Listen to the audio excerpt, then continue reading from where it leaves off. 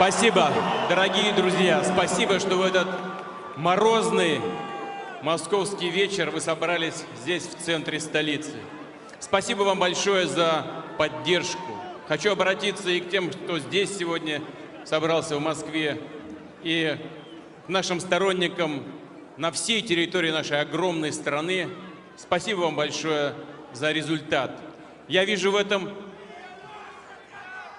worked and that it's been bad and there have been sanctions, but Russia has kind of gotten through a bit through those sanctions, and domestically some of this standoff with the West is working, at least among the people who support Vladimir Putin. I mean, the way they interpret it is Vladimir Putin is standing up to the West.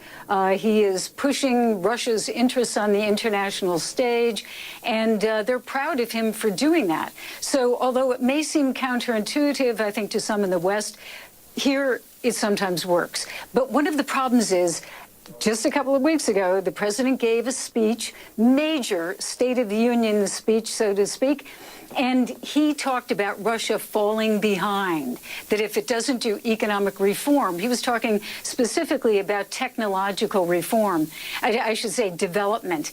And if Russia does not get with the program on that, it will definitely fall behind and be left behind a whole lot of other countries. Now, if he really believes that, that means that he has to do some economic reform, that the government actually has to try to encourage IT development, etc. The question is out, whether they can really do that, whether they can foster it, because usually the approach is top down as opposed to bottom up.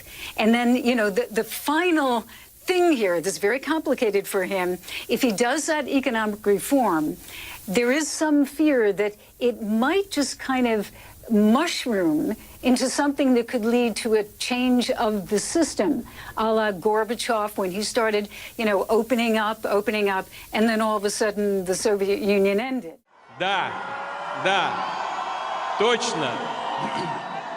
Вы наша общая команда. Я член вашей команды. И все, кто сегодня голосовал, это наша большая общенациональная команда. Я вижу в этом как минимум признание того, что сделано за последние годы в очень сложных условиях. Вижу в этом доверие и надежду. Надежду наших людей на то, что мы будем работать так же напряженно, так же ответственно и еще более результативно.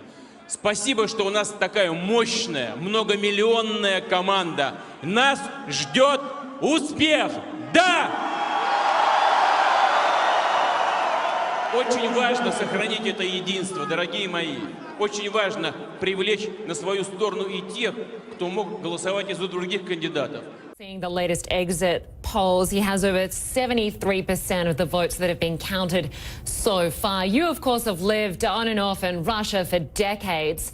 Putin, we know, has been in power either as prime minister or president since the year 2000. Just give us a sense of why you think he is so popular there.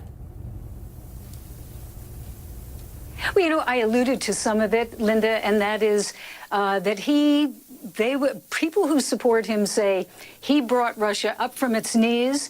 Russia is standing tall. It's part of the world now. It's a major player. And maybe the West doesn't like it. Maybe people don't even like Russia, but they respect Russia.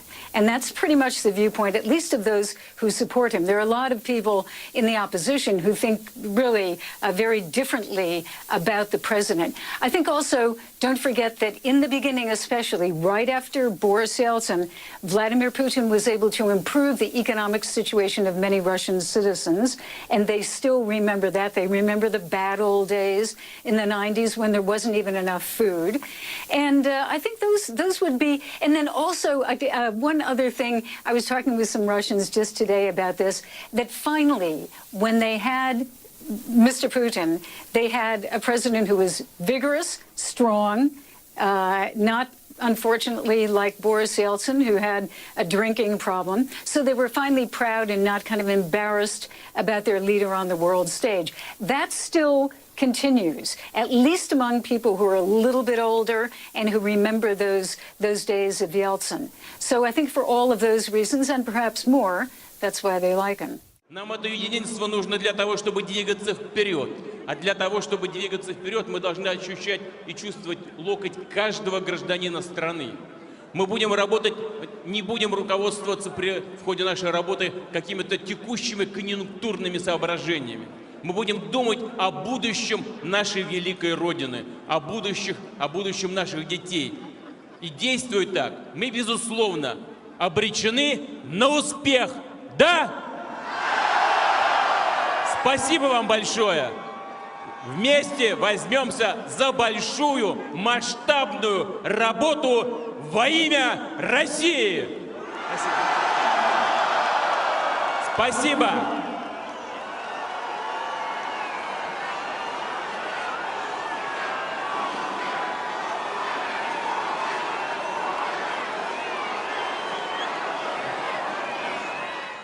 And of course, still the main opposition figure, Alexei Navalny, did not get a chance to run in today's election. He was banned from running.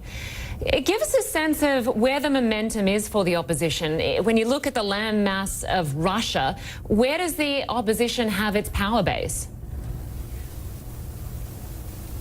Right here in Moscow and in St. Petersburg and the bigger cities. But essentially, it's a big city, educated, better off people who support him or are interested in what he's saying. They're the people, and young people as well, who feel, and I've heard this so many times, that their future is being stolen. By just the system that's here, by the system that's been created, and that they don't really have a future equal to the future of young people around the world. There is a frustration among some people, young people, I think small business people who don't feel that they can really thrive the way they would like to. And those people are attracted by Navalny. He is very effective in communicating by social networks, social media. Just today, they had their own kind of, I would call it online TV station where they were, reporting on what was happening at the polling stations. So he is, he's a canny person. He's effective on many levels. Where he will go from this, obviously he couldn't run, but he can certainly continue to communicate and get his message across. Россия! Россия!